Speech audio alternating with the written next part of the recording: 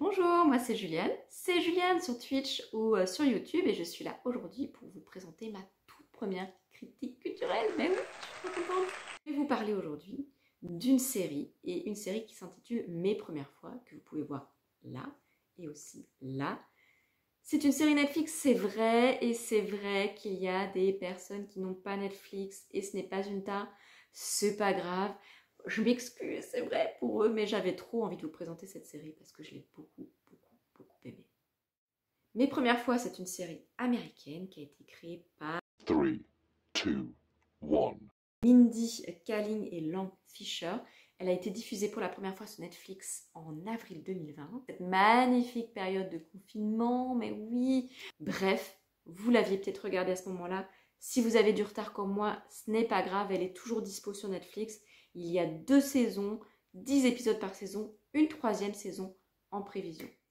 C'est une série estampillée ado 13+, mais bien sûr on peut la regarder sur les plus grands ou plus grandes comme moi qui approchent les 40 ans. Alors les personnages, mais oui, il y a plein de personnages super intéressants dans cette série qui sont admirablement interprétés. On a d'abord Devi. Devi, c'est une ado, elle a 15 ans, elle est d'origine indienne comme l'indique son prénom.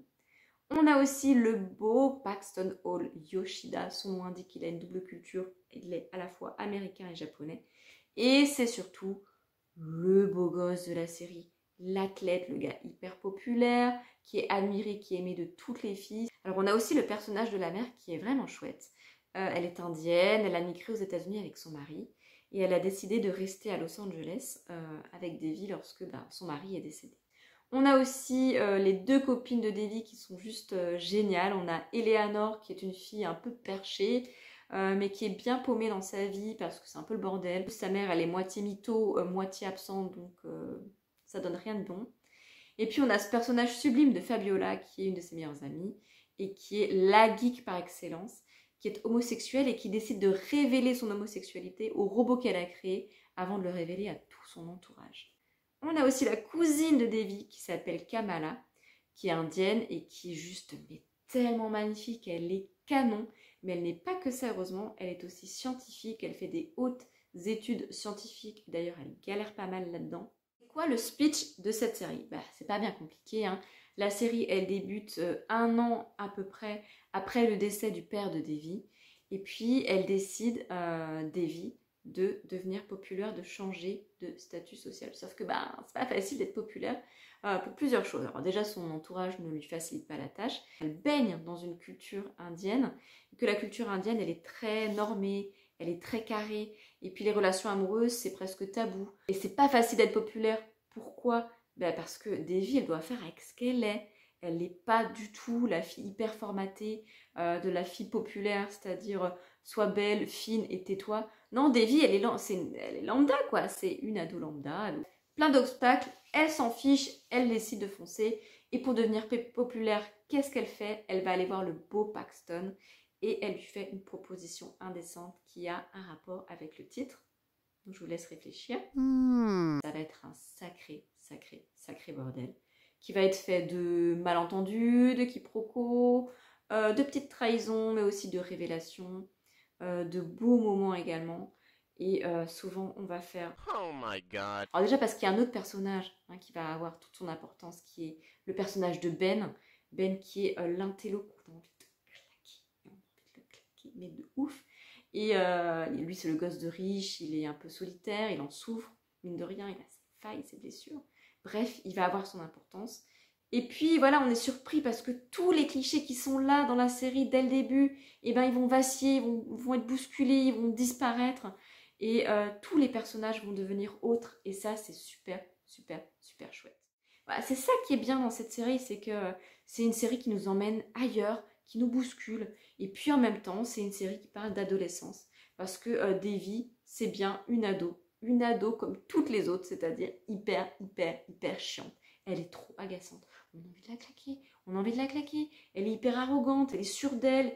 Elle fonce. Mais bon, voilà, au moins, c'est la vérité. C'est comme ça. C'est pas enjolivé. C'est une ado telle qu'on peut en croiser tous les jours. C'est Devi. Et puis, c'est une ado qui vit des drames plus ou moins intenses. Et qui dit drame à l'adolescence dit triangle amoureux. Et il y a un triangle amoureux, ben oui. Et ça c'est vieux comme le monde dans les séries pour adolescents. On a eu ces fameuses questions, par exemple Lucas, Nathan, Pessy, Dawson, Edward ou Jacob, Archie ou Jughead. Et là la question ça va être Ben, Paxton, Paxton ou Ben. Ben oui, le triangle amoureux. Et cette série c'est pas que ça. Elle a vraiment un truc en plus qui tourne autour de cette réflexion de la double culture américaine et indienne. C'est pas facile pour ces deux cultures de cohabiter et c'est pas facile pour une ado qui se sent à la fois américaine et indienne et ben de grandir, de tomber amoureuse, de devenir une femme. Cette série, elle traite aussi le thème universel, le thème du deuil, bien sûr. Alors on voit que Devi, voilà, ça suffit pas 1 an pour faire le deuil de son père décédé. Il faudra bien plus de temps que ça, il faudra être entouré, il faudra gérer ses émotions. Le thème est super bien traité, on a le droit à des passages très émouvants et très justes, avec beaucoup de pudeur et jamais, jamais de pathos. Il y a aussi le thème mère-fille qui est abordé, parce que c'est une relation qui peut être compliquée, surtout à l'adolescence. Et dans cette série, on a quelques pistes de réflexion quant à une issue joyeuse, en tout cas toute jolie, toute belle. Et ça, c'est plutôt chouette. Mes premières fois, c'est à regarder en version originale. J'y tiens parce que le français, ça n'a rien à voir. La version originale, elle est top. Et surtout parce que le narrateur, c'est qui? C'est John McEnroe. Alors John McEnroe, les jeunes, vous ne connaîtrez peut-être pas.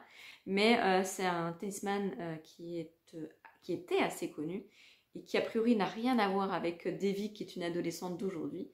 Alors tout est expliqué, hein, le pourquoi du comment au début de la série, donc je ne vais pas m'étaler là-dessus. Mais franchement, c'est top, donc il faut regarder en VO pour ça aussi. Ça amène un petit plus et un anachronisme que moi je trouve juste parfait. Voilà, mes premières fois, voilà, c'est à regarder quel que soit notre âge, que l'on soit une fille ou un garçon. Et c'est une série qu'il faut partager parce qu'elle est juste bien. Mais il faut voilà, dépasser quand même nos a priori et les clichés du départ qui, comme je vous l'ai dit, vont partir ailleurs et ne plus revenir. Merci de m'avoir suivi pour cette première critique culturelle et on se retrouve la semaine prochaine pour une nouvelle chronique ici sur YouTube et sur Twitch.